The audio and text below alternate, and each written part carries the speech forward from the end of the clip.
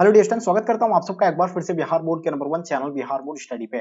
Dear student, जैसे कि आप लोग का सेंटअप एग्जाम चल रहा है, अब जो आप लोग का यानी हिंदी का पेपर होना है, तो आप लोग डिमांड कर रहे थे कि सर यानी ओरिजिनल क्वेश्चन पेपर प्रोवाइड कर दीजिए। तो फाइनली मैंने आप लोग को उसका ऑब्जेक्टिव का जो है प्रोवाइड कर दिया और आप लोग का डिमांड था कि आप जो है सब्जेक्टिव का भी कर दीजिए सर। तो फाइनली आप लोग के लिए सब्जेक्टिव का जो है यानी हिंदी का जो है वो क्वेश्चन पेपर लेकर के आ गए हैं। आप लोग को बिल्कुल एंड तक बने रहना है और प्लीज आप लोगों से मेरी रिक्वेस्ट है कि आप लोग ज्यादा से ज्यादा अपने दोस्तों को शेयर करें ताकि आपके दोस्त लोगों को भी जो है हेल्प होंगे। और एक और रिक्वेस्ट आप लोग से कि अगर सभी सब्जेक्ट का इसी तरह का अगर क्वेश्चन पेपर चाहते हैं तो चैनल को आप लोग सब्सक्राइब कर लेंगे। ओके, तो चलिए डियर हम लोग स्टार्ट करते हैं। देखिए इसमें क्या करना है, पहले हम लोग क्वेश्चन को देख लेते हैं, उसके बाद उसका जो है आंसर जो है अलग से हम लोग फिर दूसरी जगह हम लोग देखेंगे। ठीक है, पहले इसका क्वेश्चन पेपर को आप लोग देख लीजिएगा, ठीक है, ताकि आपको समझने में बहुत आसानी हो। ठीक है, तो देखिए यहाँ जो आपका जो है पूछे जाएंगे कितने सब्जेक्ट पूछे जाएंगे। ये जो आपका निबंध पूछा जाएगा, निम्नलिखित में से किसी एक विषय पर जो आपको निबंध लिखना होता है। ठीक है, तो इसमें से आपको किसी पर भी आपको चूज करने का है। आपको चाहे प्रिय लेखक पर लिख सकते हैं, हमारे पवन पर्व पर लिख सकते हैं, छात्र और राजनीति पर लिख सकते हैं, देश प्रथा पर, प्राकृतिक आपदा, राष्ट्रीय एकता, इनमें से किसी एक पर आप लिख सकते हैं।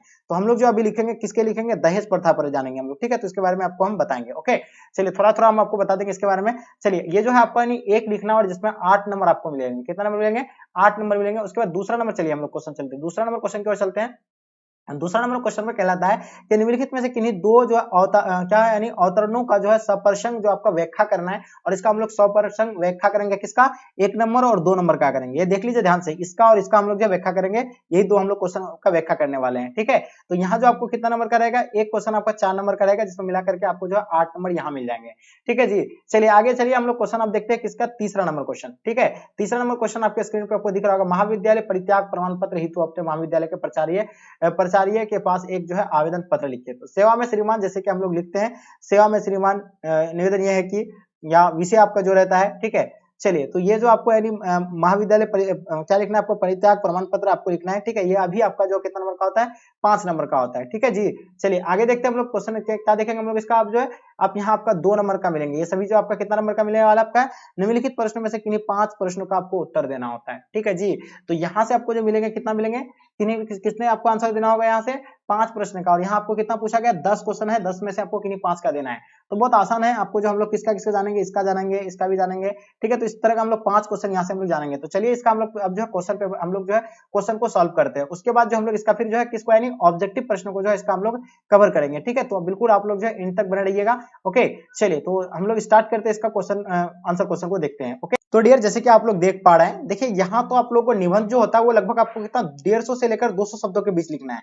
लेकिन ये निबंध आपको हम सिर्फ आपको समझा रहे हैं। ठीक है, आप लोग देख लीजिएगा जाकर के, क्योंकि इतना चीजों जो है लिखना एक यहाँ जो है पॉसिबल नहीं है और आपको समझाना, तो इसलिए सिर्फ आपको हम थोड़ा सा हम दिखा रहे हैं। आपको दहेज प्रथा पर लिखना है और जाकर के आप गूगल वगैरह में, आप किताब वगैरह में आप लोग अगर सर्च करेंगे तो आपको दिखेंगे यहाँ आपको 150 से 200 शब्दों में लिखने को मिलता है। ठीक है जी, तब जो आपको आनी 8 नंबर दिया जाएगा। ओके, तो आप ये चीज को ध्यान रखिएगा, नहीं तो बस इतना ही आप जाकर के छाप दीजिएगा और यही आपका निबंध होने वाला नहीं है। फिर इस तरह का आपको मात्र 1 या 2 नंबर ही मिलेंगे। ठीक है, तो देखिए हम लोग इसका जो है दहेज प्रथा पर हम लोग निबंध लिखेंगे। तो हम जानते हैं देखिए दहेज प्रथा एक सामाजिक क्या अभिशाप है जो भारतीय समाज को जो है क्या घेर रहा है। इस प्रथा में लड़की परिवार की लड़की के विवाह में जो है नगदी, सब्जी, सोना, ठीक है, अन्य वस्त्र देन की अपेक्षा की जाती है। ये जो है स्वाभाविक नहीं है और ये महिलाओं के अधिकारियों की जो हनन का कारण बन रही है।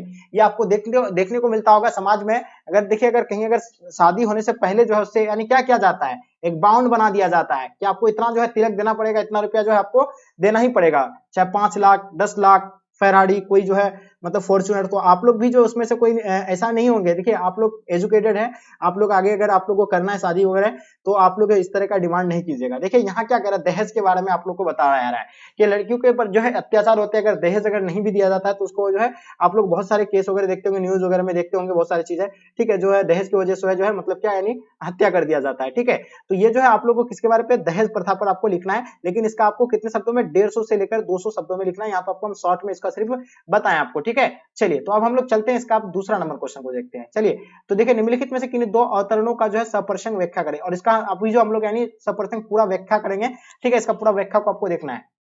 ओके, तो क्वेश्चन क्या था आप लोग तो देख लिए होंगे। क्वेश्चन था कि इस सप्रसंग के माध्यम से कविता कहते हैं, 1 नंबर में देखिएगा आप लोग, 1 नंबर में ये माध्यम से कहता है कविता की स्त्री को इतना कोमल और कमजोर बना दिया गया है कि वह पूरी तरह से जो है पुरुष पर ही निर्भर हो गई है। जैसे वृक्ष के नीचे उसकी लाता होती है, उसी तरह जो मतलब पत्नी भी पुरुषों के जो है अधीन होती है और वह पुरुष पुरुष के ही अधीन है, इसलिए स्त्री का क्या अस्तित्व संकट में है। ठीक है, तो यानी कहने का मतलब यह है कि यानी जिस तरह यानी आपको देखिए क्वेश्चन हम आपको बता रहे हैं, 1 मिनट आप लोगों को, हम आपको क्वेश्चन भी बता देते हैं क्वेश्चन में क्या कहता है। ठीक है जी, ताकि आपको समझ में बहुत आसानी हो। ठीक है, चलिए तो देखिए क्वेश्चन में क्या कहता है ये चीज देखिएगा आप लोग, 1 सेकेंड।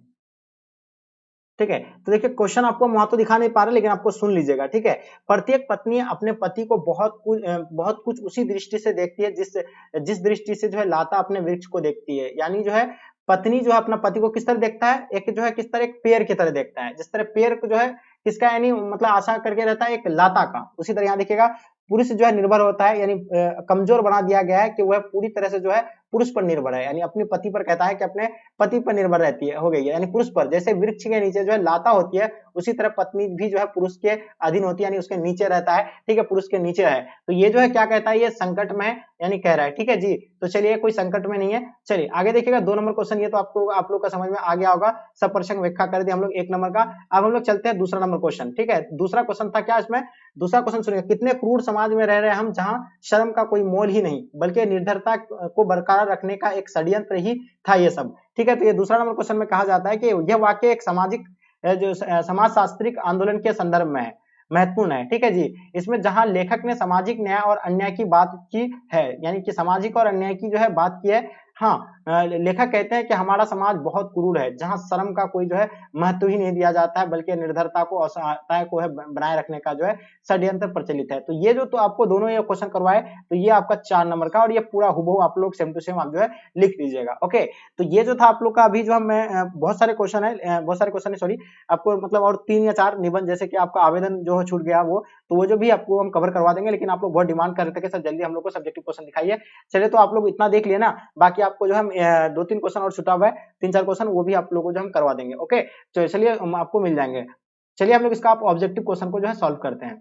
100 ऑब्जेक्टिव क्वेश्चन पूछा जाएगा, जिसमें से आपको 50 प्रश्न का ही जो है आंसर देना होता है। ओके, चलिए तो आपको क्या है, पहला क्वेश्चन कहता है कि यहाँ प्रत्येक मनुष्य किसी ना किसी के विरोध में खड़ा है, और ये किसी सुरक्षित स्थान पर जो है पहुंचने के लिए प्रतिष्ठा, सम्मान और शक्ति व आराम के लिए संघर्ष कर रहा है। ये संकेत जो है किस पाठ का है, तो बताना ये शिक्षा का है, त्रिश का है, या प्रगति और समाज का है, या झूठन का है। तो प्यारे बच्चों बिल्कुल आप लोग को पता होना चाहिए ये जो है किस पाठ का है, तो ये पाठ हम लोग जानते हैं ये शिक्षा पाठ का है। ठीक है, तो इसका जो आंसर होगा आप लोग का शिक्षा पाठ, जो भी बच्चे बता रहे हैं ना, आप लोग का आंसर बिल्कुल परफेक्ट हो जाएंगे। चलिए दूसरा क्वेश्चन आपके स्क्रीन पे, अरेबा परेबा उदय प्रकाश की कैसी कीर्ति है, तो फटाफट बताइए उदय प्रकाश के बारे में बताना है, तो निबंध होगा या आपका यानी कविता होगा, कहानी होगा, उपन्यास होगा। चलिए तो हम लोग जानते हैं ये जो होगा आपका यानी क्या होगा, कहानी। बिल्कुल इसका आंसर आप लोग का परफेक्ट आ रहा है, जो भी बच्चे आप लोग कहानी बता रहे हैं बिल्कुल सही आ रहा है। ठीक है, चलिए क्वेश्चन नंबर तीसरा देखेंगे। ये देखिए आप लोग अगर रेगुलर क्लास करते होंगे तो आपको पता होगा कि इन सभी क्वेश्चन को हम लोग जो है रेगुलर क्लास में सॉल्व करते हैं। ठीक है, तो आप अगर चाहते हैं बोर्ड एग्जाम की पूरी तरह से संपूर्ण तैयारी हो, तो आप इस चैनल को पहले से सब्सक्राइब कर लीजिए। ठीक है, और बेल आइकन को ऑन कर देंगे। ओके, देखिए उसने कहा था शीर्षक कहानी में किस शहर का चित्रण किया गया है, तो प्यारे बच्चों आपको बताना है, इसका फटाफट बताइए किसका कौन सा जो है शहर का चित्रण किया गया है, जल्दी बताइए।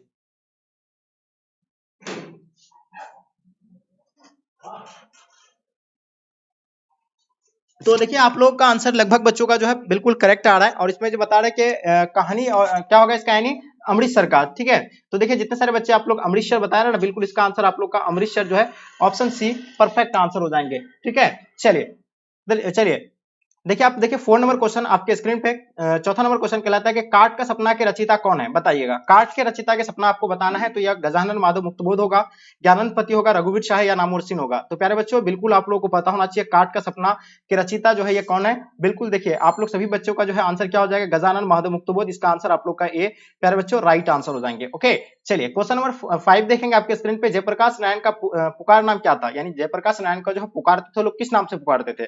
ठीक है, तो ये सभी बच्चों को पता है, उसका बचपन का नाम जो था यानी बाउल था, बाउल बचपन में जो है उसको बाउल नाम से पुकारते थे। ठीक है, ये तो ऑलरेडी हम लोग जो है क्लास में कर रहे हैं, एकदम गर्दा उड़ाना आप लोगों को एक एक क्वेश्चन को। ठीक है, चलिए क्वेश्चन नंबर 6 देखेंगे आपके स्क्रीन पे, जैसे कि देख पा रहे होंगे 6 नंबर क्वेश्चन क्या कहलाता है। ठीक है जी, शिक्षण में क्वेश्चन कहलाता है कि अर्धनारीश्वर हिंदी साहित्य की कौन सी विधा है, पहला निबंध है, एकांकी है, व्यंग्य है, या आपका कहानी होगा। तो देखिए डियर ये आपको बिल्कुल आप लोग को पता होना चाहिए, जो होगा आपका यानी कौन सा होगा, जल्दी बताइएगा। तो इसका आंसर आप लोग का प्यारे बच्चों एकांकी जो है, इसका आंसर आप लोग का राइट आंसर हो जाएंगे। जो भी बच्चे आप लोग एकांकी बता रहे हैं बिल्कुल इसका आंसर आपका एकांकी परफेक्ट आंसर हो जाएंगे। देखिए लड्डू सभी लड्डू क्वेश्चन पूछे हैं, क्योंकि ये सभी क्वेश्चन ऑलरेडी हम लोग पढ़ रखे हैं। ठीक है, क्वेश्चन नंबर 7 देखेंगे, किस पत्रिका के संपादन के कारण रघुवीर शाह का नाम जो है प्रसिद्ध हुआ था। तो बताइए, चार ऑप्शन आपके स्क्रीन पे दिया हुआ है, इसका आंसर क्या हो जाएगा। तो प्यारे बच्चों ये जो होगा आपका यानी हाँ, देखिए ये जो है साप्ताहिक हिंदुस्तान, लेकिन इसका कुछ और है, लेकिन ये साप्ताहिक होगा वो, लेकिन ये हिंदुस्तान या जोड़ा दिया है।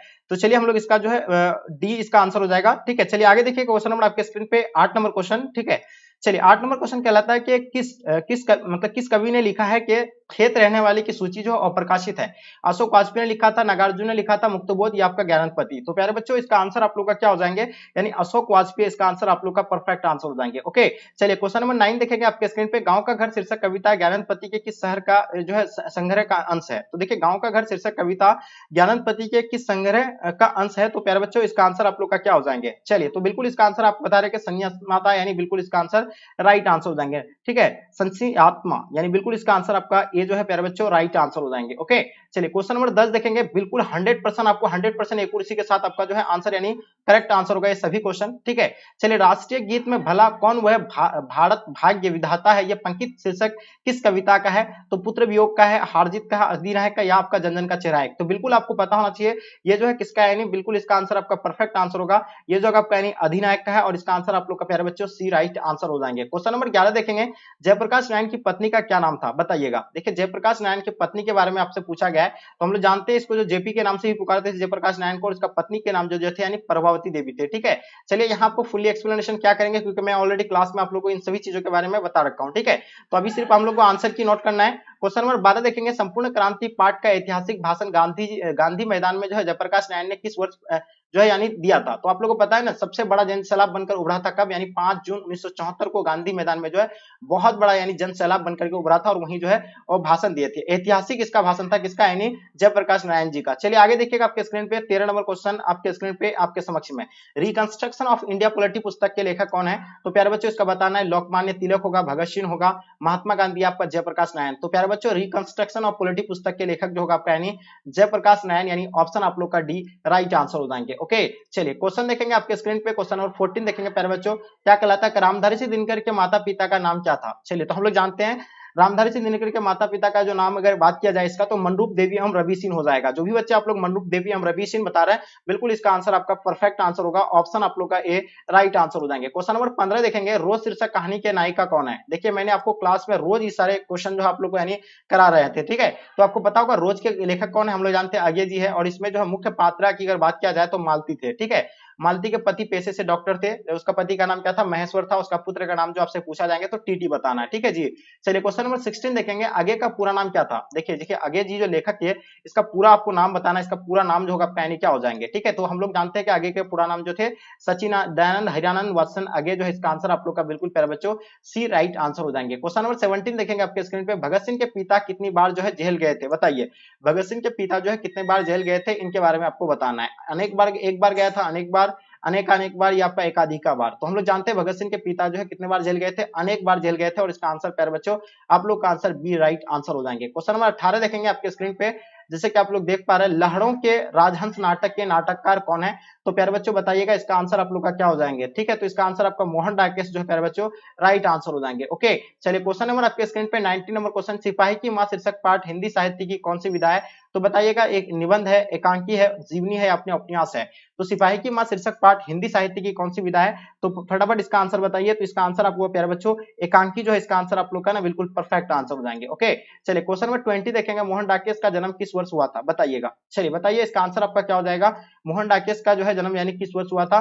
चलिए तो हम लोग जानते हैं मोहन डाकेश की अगर बात किया जाए तो मोहन डाकेश का जन्म जो है प्यारे बच्चों ये आपका जो है 8 जनवरी 1925 को हुआ था, और इसका आंसर आप लोग का प्यारे बच्चों राइट आंसर हो जाएंगे। क्वेश्चन नंबर 21 देखेंगे। करबक जायसी किस रचना से लिया गया है। तो बताइएगा ये जो है पद्मावत से लिया गया है, और इसका आंसर आप लोग का प्यारे बच्चों 21 का जो आंसर आप लोग का बिल्कुल सी परफेक्ट आंसर हो जाएंगे, जितने सारे बच्चे बता रहे हैं। चलिए क्वेश्चन नंबर 22 देखेंगे। जायसी किस शाखा के कवि है, जल्दी बताइए। जायसी के बारे में बताना आपको, ये किस शाखा के कवि है। चलिए तो गुड, इसका आंसर आप लोग को डेफिनेटली पता होगा। जायसी जो थे यानी किसके थे, यानी प्रेम मार्गी के थे, और इसका आंसर प्यारे बच्चों आप लोग का ए राइट आंसर हो जाएंगे। ओके, चलिए क्वेश्चन नंबर 23 देखेंगे। सूरदास किस विचार मतलब भक्ति धारा के कवि थे, बताइएगा।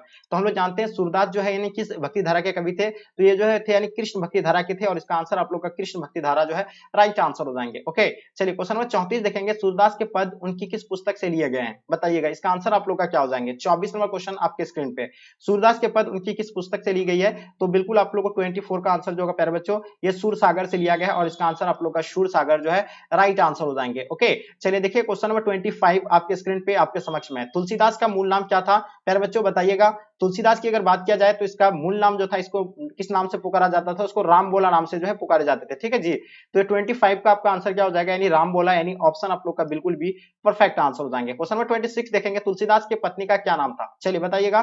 तुलसीदास की पत्नी का नाम आपको बताना है, तो देखिए इसके पत्नी के जो नाम थे यानी रत्नावली जो है तुलसीदास के पत्नी का नाम था और ये बिल्कुल आप लोग का आंसर प्यारे बच्चों राइट आंसर होगा। ठीक है जी, चलिए क्वेश्चन देखेंगे, क्वेश्चन नंबर 27 आपके स्क्रीन पे, नवादास के दीक्षा गुरु कौन थे बताइएगा। नवादास के बारे में आप लोग को बताना है, इनके दीक्षा गुरु का नाम क्या था जल्दी बताइएगा। चलिए तो बिल्कुल हम लोग जानते हैं इसके स्वामी अग्रदास जो है इसका यानी दीक्षा गुरु थे, किसका यानी आपको पता होगा, इसका आंसर आप लोग का बिल्कुल बी राइट आंसर हो जाएंगे। नवदास के दीक्षा गुरु का नाम क्या था, यानी स्वामी अग्रदास, बिल्कुल परफेक्ट आंसर हो जाएंगे। क्वेश्चन नंबर 28 देखेंगे प्यारे बच्चों, जैसे कि आपके स्क्रीन पे आपको दिख रहा होगा, भक्तमाल के रचनाकार कौन है बताइएगा। चलिए भक्तमाल के रत्नाकार कौन होगा, जयसी होगा, सूरदास होगा, नवादास या आपका कबीरदास होंगे। 28 का प्यारे बच्चों, तो बिल्कुल इसका आंसर आपका जो हो जाएगा यानी नवादास, यानी बिल्कुल ऑप्शन सी राइट आंसर हो जाएंगे। ओके, शिवाजी के पुत्र का नाम क्या था, देखिए शिवाजी के पुत्र का जो नाम जो था आपको पता है संभाजी था, क्या नाम था संभाजी, लेकिन यहाँ आपका दिया हुआ नहीं है संभाजी, ठीक है याद रखना है। तो इसका आंसर आप लोग का क्या हो जाएगा, बिल्कुल संभाजी होगा, लेकिन संभाजी ऑप्शन में नहीं, इसका साहू जी दे सकते हैं। ठीक है, क्वेश्चन नंबर 30 देखेंगे, भूषण की कीर्ति इनमें से यानी कौन नहीं है, तो बताइए इनमें से जो है कौन जो है भूषण की कीर्ति नहीं है। शिव पावनी है,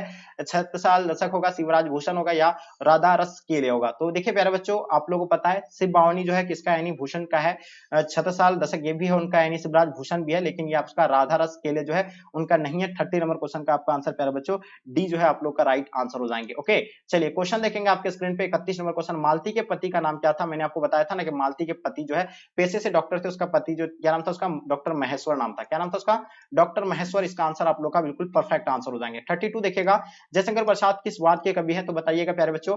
जयशंकर प्रसाद के बारे में आप लोग को पता होना चाहिए। देखिए हम लोग जानते हैं जयशंकर प्रसाद जो थे यानी ये कौन सा यानी छायावाद के थे, यानी प्रयोगवाद के थे, या नकेनवाद के थे, आपका रहस्यवाद के थे। चलिए तो इसका आंसर आप लोग का क्या हो जाएंगे, तो इसका आंसर आप लोग का प्यारे बच्चों छायावाद जो है इसका आंसर आप लोग का राइट आंसर हो जाएंगे। ओके, चलिए क्वेश्चन नंबर 33 देखेंगे, प्रगीत और समाज शीर्षक निबंध किस पुस्तक से लिया गया है, तो प्रगीत और समाज जो है ये लिया गया है यानी किन से लिया गया है, वाद विवाद से लिया गया है, और इसका प्यारे बच्चों आप लोग का आंसर वाद विवाद जो है इसका आंसर आपका राइट आंसर हो जाएंगे। ओके, जितने सारे बच्चे 33 नंबर क्वेश्चन का आपका ये जो आंसर दे रहा है बिल्कुल सही है। ठीक है जी, चलिए आगे देखिएगा क्वेश्चन आपके स्क्रीन पे, क्वेश्चन नंबर 34, झूठन शीर्षक आत्मकथा के लेखक कौन है, तो हम लोग जानते हैं झूठन के लेखक जो होगा आपका यानी कौन हो जाएगा, ओम प्रकाश वाल्मीकि जो है झूठन के लेखक है, और इसका आंसर आप लोग का प्यारे बच्चों सी जो है आप लोग का यानी राइट आंसर हो जाएंगे। ओके, चलिए झूठन के जो है मतलब झूठन शीर्षक आत्मकथा के लेखक कौन है, ओम प्रकाश वाल्मीकि होगा। 35 देखेंगे, ओम प्रकाश वाल्मीकि के माता पिता का नाम बताइएगा। चलिए 35 नंबर क्वेश्चन आपके स्क्रीन पे, हम लोग जानते हैं कि ओम प्रकाश वाल्मीकि के माता पिता का जो थे क्या नाम थे, मुकुंदी देवी थे, हम छोटन लाल थे। तो ये बिल्कुल इसका आंसर आप लोग का बिल्कुल प्यारे बच्चों परफेक्ट आंसर हो जाएंगे। ओके, चलिए क्वेश्चन नंबर 36 देखेंगे आपके स्क्रीन पे, शिक्षा शीर्षक निबंध के निबंधकार का नाम बताइएगा। देखिए आप लोगों को पता है ना शिक्षा शीर्षक निबंध के निबंधकार का जो नाम है वो जयकृष्ण मूर्ति है, और इसका आंसर आप लोग को प्यारे बच्चों ये जो है राइट आंसर हो जाएंगे। जयशंकर प्रसाद के नाट्य कीर्ति निम्न से कौन है, 37 नंबर क्वेश्चन का आपको आंसर बताना है। चलिए तो हम लोग जानते हैं ना कि इसका जो है कौन हो जाएगा आपका यानी धूम्र स्वामिनी है, यानी इसका आंसर आप लोग का ए प्यारे बच्चों राइट आंसर हो जाएंगे। Okay, question number 38, Subhadra Kumari Chauhan की कविता की केंद्रीय और प्रमुख प्रेरणा क्या थी, बताइएगा इसका आंसर क्या हो जाएगा। 38 नंबर क्वेश्चन का आप लोग को बताना प्यारे बच्चों, इसका आंसर आपका क्या हो जाएगा। ठीक है, 38 नंबर क्वेश्चन आपके स्क्रीन पे आपके समक्ष में। ठीक है, तो देखिए इसका आंसर आप लोगों को कमेंट सेक्शन में बताना है, इसका जो आंसर क्या हो जाएगा प्यारे बच्चों। चलिए आगे देखिए क्वेश्चन नंबर 39 देखेंगे, कवित्री सुभद्रा कुमारी चौहान यानी स्वयं को यानी असहाय और विवश क्यों कहती थी, यानी कोई क्यों कहती थी, वो पुत्र वियोग के कारण कहते थे, पति वियोग के कारण कहते थे, भाई वियोग के कारण या पिता वियोग के कारण कहते हैं।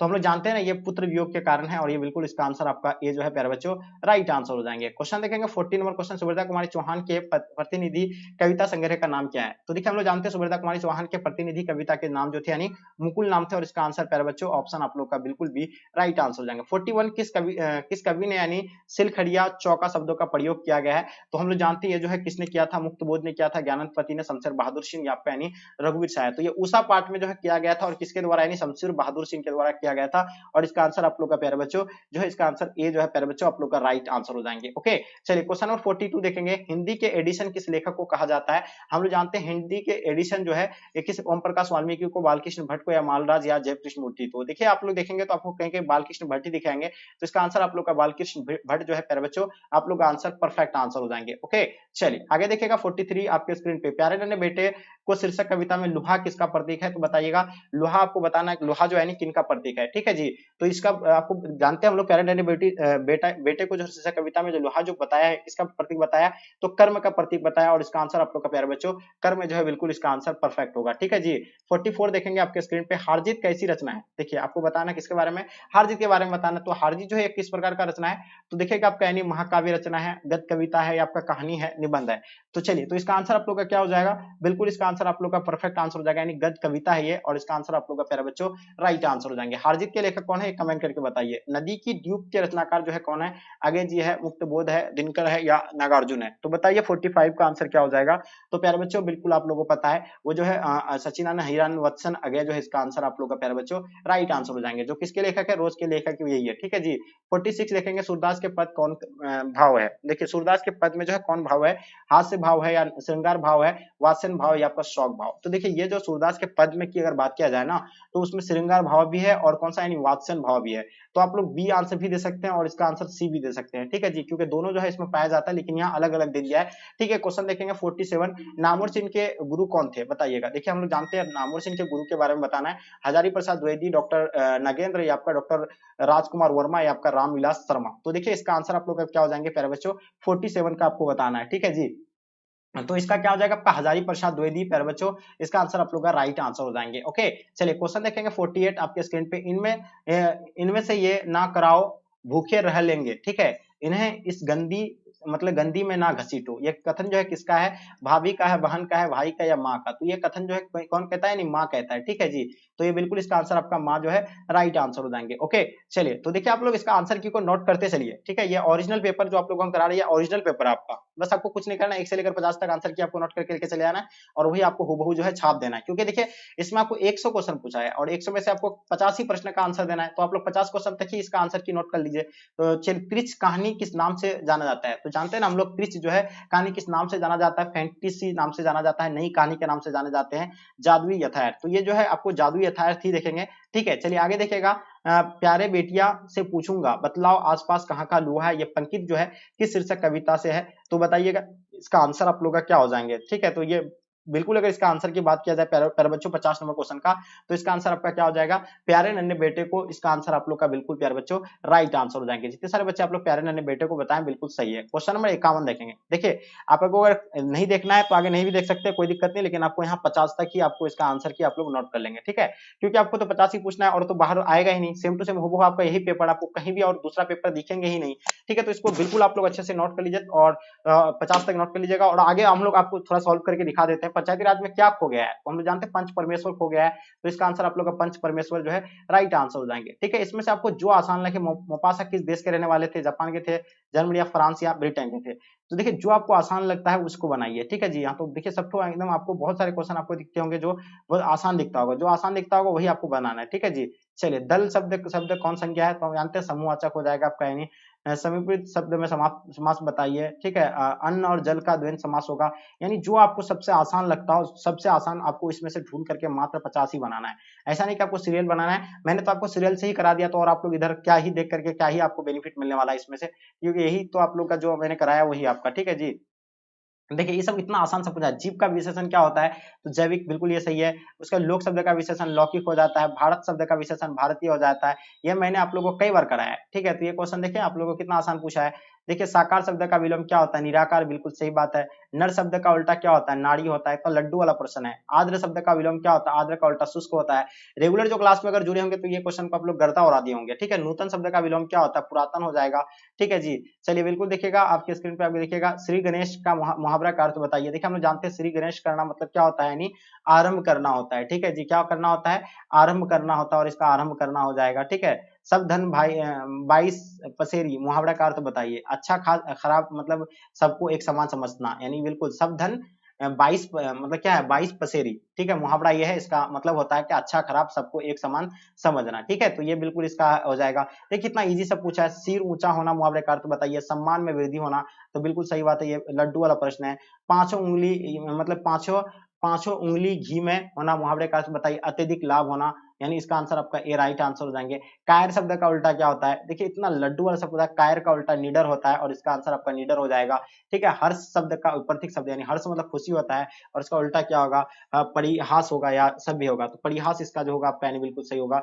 सुमिति शब्द का उल्टा क्या होता है, सुमिति का उल्टा आपका कुमिति हो जाएंगे। झ का उच्चारण क्या होता है, झ जो लगता है वो तालु से लगता है, तो इसका भी आंसर आप लोग जो है दे सकते हैं तालु। ठीक है जी, चलिए देखिएगा एकदम लड्डू वाला सब क्वेश्चन में ढ ढ का आपका जो आता है कहां से आता है, तो भी जो आपका तालु से ही लग रहा है जी। ठीक है, आगे देखिएगा तौ का उच्चारण आपको देखिएगा, तौ भी आपका जो है कहां से दिख रहा है, वो तालु से भी है, जो इसका उच्चारण निकालते हैं तो कहां से निकलता है, ये तालु से निकल रहा है।